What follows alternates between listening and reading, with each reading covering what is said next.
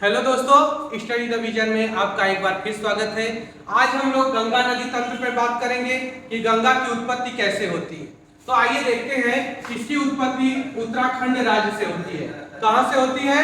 उत्तराखंड राज्य से होती है। कैसे गंगा नदी का निर्माण होता है, गंगा नदी बनने से पहले किन किन स्टेजों से गुजरती है, उस पर बात करते हैं। तो दोस्तों, हम बात करें उत्तराखंड राज्य। उत्तराखंड राज्य का एक स्थान है, जिला पहले देख लेते हैं। राज्य तो उत्तराखंड है, राज्य कौन है? उत्तराखंड है। जिले की बात करें तो जिला आपको मिलेगा उत्तरकाशी। कौन सा है? उत्तरकाशी। क्या है? जिला है। राज्य की बात करें तो राज्य आपको कौन सा मिल गया? उत्तराखंड। जिले की बात करें तो जिला कौन सा मिल गया? उत्तरकाशी। स्थान की बात करें तो स्थान आपका है गोमुख। कौन सा है? गोमुख स्थान है जहां से गंगा नदी निकलती है। अब किस ग्लेशियर से निकलती है? ग्लेशियर की यदि हम लोग बात करें तो जो जिस ग्लेशियर से निकलती है गंगा नदी या भागीरथी नदी, वह कौन सा ग्लेशियर है? तो यह है गंगोत्री ग्लेशियर। कौन सा ग्लेशियर है? गंगोत्री ग्लेशियर। और सर्वप्रथम इस ग्लेशियर से यह भागीरथी के नाम से निकलती है। किस नाम से निकलती है? भागीरथी के नाम से निकलती है। और कुछ दूर चलने के पश्चात भागीरथी, कुछ दूर चलने के पश्चात यह टिहरी नामक स्थान पर, कहां पर? टिहरी नामक स्थान पर एक नदी का इंतजार करती है। और यह नदी आपको मिलती है, यह जाकर मिलती है कौन सी नदी? भिलंगाना नदी। कौन सी नदी है? भिलंगाना नदी। और यह दोस्तों, यह नदी कहां से निकलती है? तो यह निकलती है खतलिंग ग्लेशियर से। कहां से? खतलिंग ग्लेशियर से निकलती है। किस ग्लेशियर से? खतलिंग ग्लेशियर से। कौन सी नदी निकलती है? भिलंगाना नदी। और यह कहां पर जाकर भागीरथी से मिलती है? तो टिहरी नामक स्थान पर जाकर मिलती है। और इसी जगह टिहरी नामक स्थान पर ही टिहरी बांध बनाया गया है या टिहरी परियोजना। किस नदी पर है? किस नदी के संगम पर? तो भागीरथी नदी और भिलंगाना नदी के संगम पर टिहरी परियोजना का निर्माण किया गया है। आगे बात करें तो फिर यह नदी भागीरथी के नाम से पुनः आगे निकलती है। किस नाम से? भागीरथी के नाम से। और जैसे ही देवप्रयाग में पहुंचती है, यहीं पर एक नदी का इंतजार करती है जिसे हम अलकनंदा के नाम से जानते हैं। किसके नाम से जानते हैं? अलकनंदा के नाम से जानते हैं। तो आइए अलकनंदा पे बात कर लेते हैं कि अलकनंदा कहां से निकलती है। तो अलकनंदा भी दोस्तों उत्तराखंड से निकलती है। कहां से निकलती है? उत्तराखंड से निकलती है। राज्य तो उत्तराखंड हो गया और जिला अलकापुरी है। कौन सा जिला है? अलकापुरी। अलकापुरी जिले से। और ग्लेशियर एक है जिसका नाम है संतोपंथ ग्लेशियर। कौन सा है? संतोपंथ ग्लेशियर। और इसी से दो सरिताएं, एक तो है विष्णु गंगा और दूसरी है धौली गंगा। इधर वाली है धौली गंगा। कौन सी गंगा है? धौली गंगा है। और इस साइड वाली है विष्णु गंगा। और दोस्तों सबसे बड़ी बात है कि यह जो धौली गंगा और विष्णु गंगा है, दोनों जाकर मिलती है विष्णु प्रयाग में। कहां पर मिलती है? विष्णु प्रयाग में। और पहले प्रयाग का निर्माण करती है और यहीं से यह बन जाती है अलकनंदा नदी। कौन सी नदी बन जाती है? अलकनंदा नदी बन जाती है। किन दो नदियों के संगम पर विष्णु प्रयाग है? विष्णु प्रयाग और धौली गंगा। विष्णु गंगा और धौली गंगा के संगम पर विष्णु प्रयाग है। फिर यह नदी आगे बढ़ती है और इसी नदी के किनारे एक पवित्र हिंदू तीर्थ स्थल है जिसका नाम है बद्रीनाथ। क्या नाम है?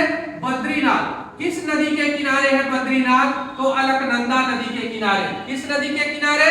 अलकनंदा नदी के किनारे। और यह नदी आगे बढ़ती है। यह नदी कौन सी है? तो यह नदी है अलकनंदा। कौन सी है? अलकनंदा नदी है।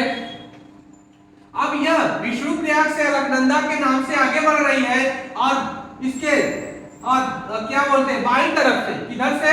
बाईं तरफ से एक नदी आकर मिलती है जिसका नाम है नंदाकिनी नदी। कौन सी है? नंदाकिनी नदी। और दोस्तों यह नंदाकिनी नदी जहां पर मिलती है वहां पर नंद प्रयाग है। कौन सा प्रयाग है? नंद प्रयाग। किस नदी के संगम पर? अलकनंदा और नंदाकिनी नदी के संगम पर नंद प्रयाग है। फिर यह नदी आगे बढ़ती है और कुछ दूर चलने के पश्चात एक नदी आकर और मिलती है। यह सारी नदियां उत्तराखंड की है। और इस नदी का नाम है पिंडारी नदी। और यह पिंडारी नदी जहां पर मिलती है वहां पर है कर्णप्रयाग। कौन सा प्रयाग है? कर्णप्रयाग। किन दो नदियों के संगम पर है? तो पिंडारी नदी। कौन सी नदी? पिंडारी नदी। और अलकनंदा के संगम पर बसा है कर्णप्रयाग। फिर बात करें तो एक महत्वपूर्ण नदी है जो इन नदी तंत्रों में सबसे महत्वपूर्ण मानी जाती है, जिसका नाम है मंदाकिनी नदी। कौन सी नदी है? मंदाकिनी नदी, जो कहां से निकलती है? चोराबाड़ी ग्लेशियर से। कहां से? चोराबाड़ी ग्लेशियर से। जो चोराबाड़ी ग्लेशियर है वह केदारनाथ के ठीक उत्तर में स्थित है। केदारनाथ के ठीक उत्तर में स्थित है चोराबाड़ी ग्लेशियर। और इसी ग्लेशियर से निकलती है कौन सी नदी? मंदाकिनी नदी। और मंदाकिनी नदी दोस्तों जहां पर अलकनंदा से मिलती है वहीं पर बसा है रुद्रप्रयाग। कौन सा प्रयाग है? रुद्रप्रयाग। और फिर यह अलकनंदा के नाम से आगे बढ़ती है और देवप्रयाग में, कहां पर? देवप्रयाग में जाकर किससे मिल जाती है? तो यह देवप्रयाग में आकर भागीरथी से मिल जाती है। यानी कि अलकनंदा और भागीरथी का संगम कहां पर है? देवप्रयाग में। किन दो नदियों का संगम देवप्रयाग में है? अलकनंदा और भागीरथी नदी का संगम कहां पर है? देवप्रयाग में। उत्तराखंड में 5 प्रयाग।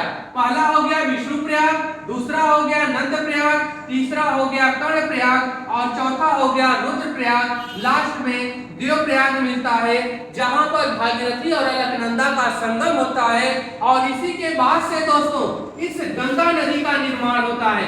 किस नदी का निर्माण होता है? गंगा नदी का निर्माण होता है। यानी कि देवप्रयाग के बाद से ही भागीरथी किसमें कन्वर्ट हो जाती है? गंगा में कन्वर्ट हो जाती है। और इसी गंगा के किनारे आपका है ऋषिकेश। कौन सा है? ऋषिकेश की बात करें, ऋषिकेश हो गया। कुछ दूर आगे बढ़ती है तो इसी नदी के किनारे है हरिद्वार, जहां से गंगा नदी मैदानी क्षेत्रों में आती है। तो गंगा नदी 4 पार्टों में हम लोग बात करेंगे। पहला पार्ट है जो भागीरथी वाला इलाका है, यह भाग 1 है। कौन सा है? भाग 1। भाग 1 में हम भागीरथी और अलकनंदा नदियों पर बात करेंगे। 2 में क्या करेंगे कि जो गंगा के बाएं हाथ से मिलने वाली सहायक नदियां हैं उन पे चर्चा करेंगे। और तीसरे भाग में बात करेंगे कि जब यह पद्मा बनती है और जमुना जो ब्रह्मपुत्र है उससे मिलने के बाद किस नाम से बंगाल की खाड़ी में गिरती है उस पे चर्चा करेंगे। और जो चौथा भाग होगा उसमें हम बात करेंगे कि दाएं हाथ से कौन कौन सी नदियां मिलती हैं और यमुना की बात करेंगे, यमुना के साथ साथ चंबल की बात करेंगे।